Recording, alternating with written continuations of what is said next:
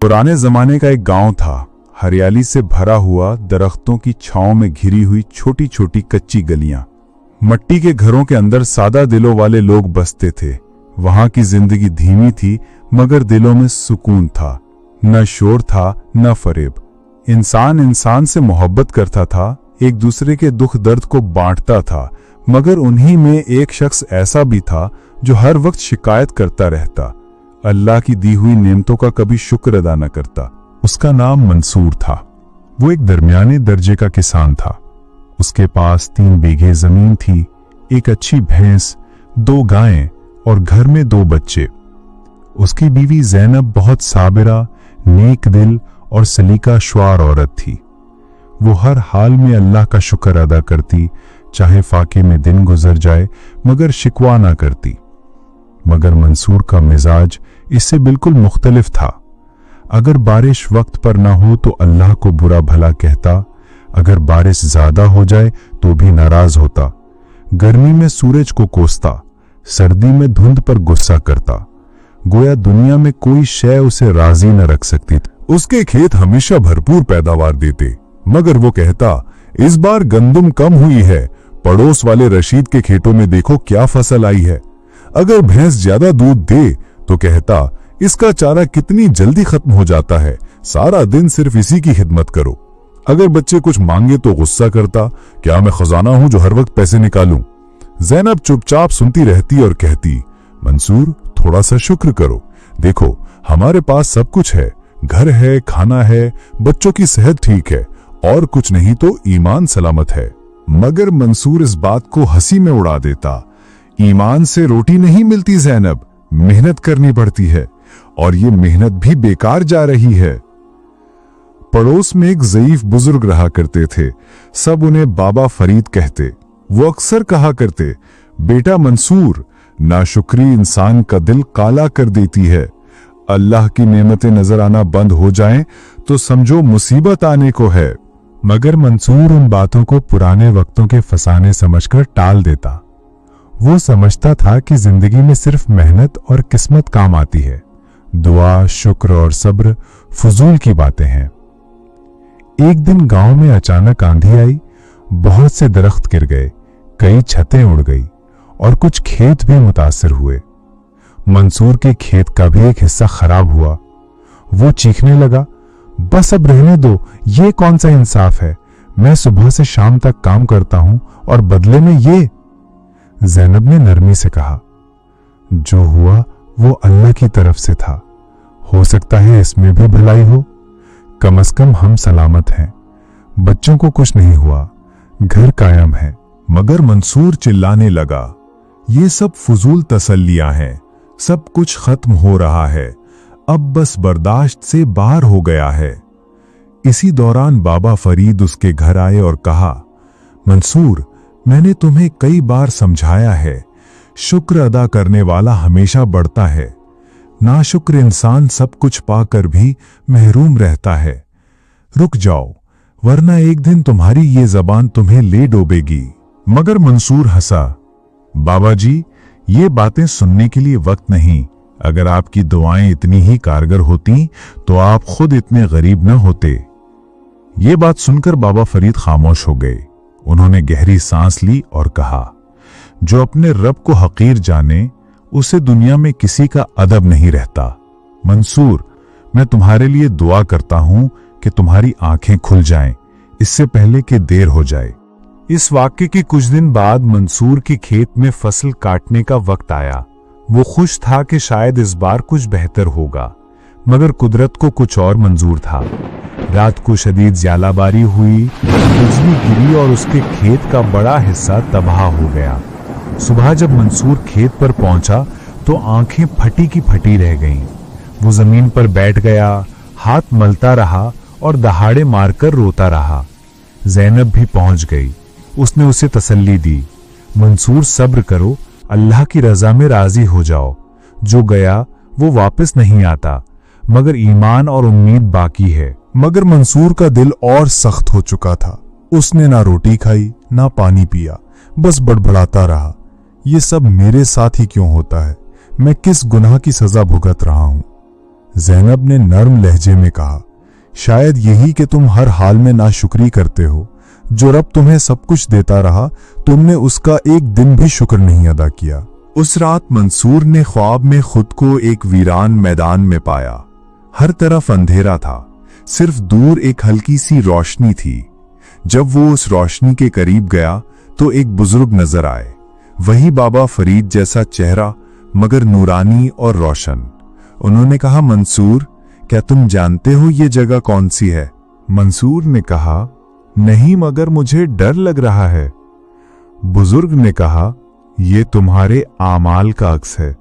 ये वीरानी तुम्हारे दिल की है जो नाशुक्री से भर गया है। अल्लाह ने तुम्हें हर नेमत दी, मगर तुमने कभी दिल से नहीं कहा कि शुक्र है मेरे रब का। मंसूर घबराकर बोला, मैं माफी चाहता हूं, मुझे मौका दें। बुजुर्ग ने कहा, अभी वक्त है। अगर तुम लौट आओ तो अल्लाह की रहमत तुम्हें ढांप लेगी, मगर अगर जबान वही रही, दिल वही रहा, तो फिर आगे का रास्ता सख्त है। अचानक मंसूर की आंख खुल गई। पसीने में शराबोर दिल तेज धड़क रहा था। ज़ैनब जाग गई और घबराकर पूछा, क्या हुआ मंसूर? मंसूर ने कहा, मुझे बाबा फरीद ख्वाब में नजर आए। मुझे डर लग रहा है, मेरा दिल घबरा रहा है। ज़ैनब ने नरमी से कहा, यह तुम्हारे ज़मीर की आवाज है, इसे दबाने के बजाय सुनो। अभी वक्त है, तौबा करो, रब से लौ लगाओ। इसी लम्हे आजान की आवाज आई। मंसूर ने बरसों बाद पहली बार वजू किया, मस्जिद गया और सजदे में गिरकर रो पड़ा। सुबह जब मंसूर मस्जिद से वापस आया तो उसकी आंखें सुर्ख थीं, मगर चेहरे पर एक सुकून था जो पहले कभी नहीं देखा गया था। ज़ैनब हैरान थी कि बरसों से जो शख्स अल्लाह की बात सुनकर तिलमिलाता था, वो अब सुबह की नमाज पढ़कर वापस आ रहा है। मंसूर ने आकर आहिस्ता से कहा, ज़ैनब, तुमने ठीक कहा था, मैंने अपनी जिंदगी बर्बाद कर दी नाशुक्री करके। अब मैं सच में तौबा करता हूं और नया सफर शुरू करना चाहता हूं। ज़ैनब की आंखों में आंसू आ गए। उसने आसमान की तरफ देखा और कहा, या अल्लाह, तेरा शुक्र है कि तूने मेरे शौहर का दिल बदल दिया। इसी दिन से मंसूर ने हर छोटे बड़े काम पर अल्हम्दुलिल्लाह कहना शुरू कर दिया। वो खेत पर जाता, धूप में काम करता और कहता, या रब, तेरा शुक्र कि तूने मुझे हाथ पांव दिए, सेहत दी, मेहनत की ताकत दी। लोग हैरान हो गए कि जो शख्स हर वक्त गुस्से में रहता था, अब इतनी नरमी से बात करता है। वो बाबा फरीद के पास गया, उनके कदमों में बैठा और कहा, बाबा जी, मैंने आपकी नसीहतों को हमेशा मजाक समझा, मगर अब दिल बदल गया है। बाबा फरीद ने उसके सर पर हाथ रखा और कहा, बेटा, तुमने सच का रास्ता चुन लिया है। रब बहुत रहीम है। जब बंदा लौटता है तो वो नाराज नहीं होता, बल्कि बाहें खोलकर गले लगा लेता है। उस दिन के बाद मंसूर ने अपनी जिंदगी को नेकी, शुक्र और खिदमत में लगा दिया। वो अब सिर्फ अपने लिए नहीं, दूसरों के लिए भी जीता था। अगर किसी के घर खाने को ना हो तो अपना हिस्सा दे देता, किसी की बेटी की शादी हो तो माली मदद करता, और सबसे बढ़कर अब उसकी जबान से कभी शिकायत नहीं निकलती थी। मगर आजमाइशें तो अल्लाह की सुन्नत हैं। एक दिन की बात है कि मंसूर की भैंस बीमार पड़ गई और 2 दिन में ही मर गई। गांव के लोग आए तसल्ली देने। किसी ने कहा, अरे मंसूर भाई, अब क्या करेंगे, ये तो बड़ा नुकसान है। मगर मंसूर ने सिर्फ इतना कहा, अल्हम्दुलिल्लाह, जिसने दी उसी ने ले ली, वो बेहतर जानता है मेरे लिए क्या अच्छा है। ज़ैनब ने हैरत से देखा, ये वही शख्स था जो पहले एक चम्मच भी गिर जाए तो छत फाड़कर चीखने लगता था, अब इतना बड़ा नुकसान पर सब्र कर रहा है। उस रात मंसूर ने बच्चों के साथ बैठकर कहानी सुनाई। कहानी का उन्वान था शुक्र का फल। बच्चों ने मासूमियत से पूछा, अब्बा, शुक्र का फल कैसा होता है? मंसूर ने मुस्कुराकर कहा, मीठा होता है, दिल को सुकून देता है। आंखों से आंसू तो निकलते हैं, मगर वो आंसू शिकायत के नहीं, मोहब्बत के होते हैं। चंद महीने बाद गांव में कहत का साया पड़ा। बारिश न हुई, जमीन बंजर होने लगी, कुएं सूखने लगे, लोग परेशान थे। मंसूर ने मस्जिद में ऐलान किया, हम सब मिलकर अल्लाह से रुजू करें, सब्र करें, दुआएं करें। और जो कुछ बचा है वो बांटें। रोजाना असर के बाद मस्जिद में सब जमा होते और अल्लाह से दुआ करते। एक दिन की बात है कि सब लोग बैठे थे और आसमान पर काले बादल उमड़ने लगे। तेज हवा चली और थोड़ी देर बाद जोरदार बारिश शुरू हो गई। बच्चे तालियां बजाने लगे, बूढ़े सजदे में गिर पड़े और मंसूर की आंखों से आंसू बह निकले। उसने आसमान की तरफ देखकर कहा, ऐ मेरे रब, तूने मुझे दिखाया कि तेरा दर हमेशा खुला है, बस बंदा लूटने वाला होना चाहिए। बारिश के बाद सब कुछ बदल गया। जमीन ने सब्ज चादर ओढ़ ली, खेतों में फसल लहराने लगी और गांव वालों का चेहरा खुशी से जगमगाने लगा। मंसूर ने एक दिन गांव वालों को जमा किया और कहा, मैं तुम सबके सामने इकरार करता हूं कि मैं एक जमाने में अंधा था। मेरे पास सब कुछ था, मगर मैंने कभी कदर ना की। नाशुक्री मेरे अंदर इतनी रच बस गई थी कि मेरी रूह स्याह हो गई थी। मगर जब मैंने शुक्र अदा करना सीखा तो अल्लाह ने मुझे नए सिरे से जिंदगी दी। बाबा फरीद भी वहां मौजूद थे।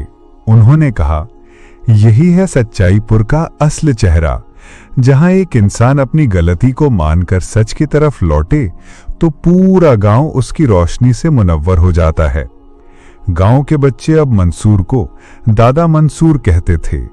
वो उनको शुक्रगुजारी, सब्र और दुआ की अहमियत सिखाते। और सबसे प्यारा जुमला जो वो बार बार कहते वो ये था कि जिसे शुक्र आ गया उसे जिंदगी आ गई। वक्त गुजरता गया और मंसूर की जिंदगी में सुकून और बरकत आने लगी। उसकी जुबान पर हमेशा अल्हम्दुलिल्लाह और दिल में रब की रजा रहती। लोग दूर दूर से उससे मशवरा लेने आते। वो किसी को कुछ ना कहता, बस यही कहता, शुक्र करो हर हाल में, क्योंकि जो शुक्र करता है वो नुकसान में नहीं रहता। एक दिन की बात है, गांव में एक नया शख्स आया। वो अजनबी था, कपड़े मैले, चेहरे पर मायूसी और बातों में कड़वाहट थी। वो गांव के दरख्त के नीचे बैठा था और हर आने जाने वाले को रोककर कहता, ये कैसा रब है, किसी को बहुत दे देता है, किसी को फाके, कोई दिन रात रोता है, कोई ऐश में जीता है। लोगों ने उसे समझाने की कोशिश की, मगर वो सुनता ही नहीं था। किसी ने कहा, तुम मंसूर से मिलो, शायद वो तुम्हारे दिल का अंधेरा मिटा सके। वो शख्स हंसा, मंसूर वो कौन सा नबी है। लोग उसे लेकर मंसूर के घर गए। मंसूर ने उसे मुस्कुराकर खुश आमदीद कहा, पानी पिलाया और अपने खेत की ताजा मकई दी।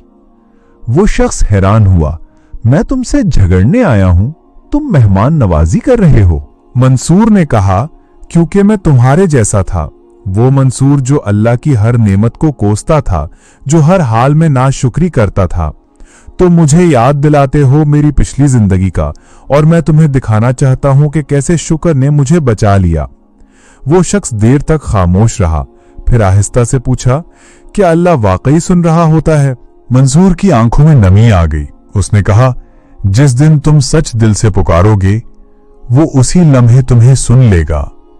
उस दिन वो शख्स देर तक मंसूर के पास बैठा रहा और जाते जाते उसने कहा, आज मुझे रब से सुलह करने का दिल चाह रहा है। मंसूर ने कहा, यही पहला कदम है और ये कदम इंसान को वहां ले जाता है जहां सारी शिकायतें मिट जाती हैं। जिंदगी अपनी रफ्तार से चलती रही। गांव में खुशहाली आने लगी। लोग अब ज्यादा मोहब्बत करने लगे और मंसूर की बातें गांव की तालीम बन गई। जब भी कोई बच्चा जिद करता, उसकी मां कहती, शुक्र करना सीख, वरना अंजाम मंसूर जैसा होगा जो अल्लाह के होते हुए भी खाली दिल लिए फिरता था। अब मंसूर बूढ़ा हो चुका था, कमर झुक गई थी, चेहरे पर झुर्रियां आ गई थी, मगर दिल पहले से ज्यादा रोशन था। एक दिन वो अपने पोते के साथ बैठा था। पोते ने पूछा, दादा अगर आप वापस बचपन में जा सकते तो क्या करते। मंसूर ने कुछ लम्हे सोचा और कहा, अगर रब मुझे बचपन में भेज देता तो मैं सुबह से शाम तक सिर्फ अल्हम्दुलिल्लाह कहता, चाहे कुछ भी हो, क्योंकि अब समझ आया है कि जो शुक्र नहीं करता वो अपनी जिंदगी की सबसे बड़ी दौलत खो देता है, यानी दिल का सुकून।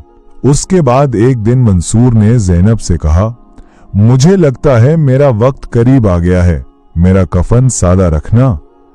चंद दिन बाद फजर की अजान हुई। मंसूर ने वुजू किया, नमाज पढ़ी और सजदे में ही अल्लाह के हजूर चला गया। गांव भर में खबर फैल गई कि शुक्रगुजार मंसूर, जिसने नाशुक्री से शुक्र तक का सफर तय किया, अपने रब से जा मिला। उसकी नमाजे जनाजा में गांव के हर फर्द ने शिरकत की। बाबा फरीद ने जनाजा पढ़ाया और कहा, यह मंसूर वही शख्स था जिसने नाशुक्री की तारीकी से निकलकर अल्लाह की रजा की रोशनी पाई और हमें भी यही सिखाया कि शुक्र का दरवाजा कभी बंद नहीं होता, बस दस्तक देने वाला चाहिए।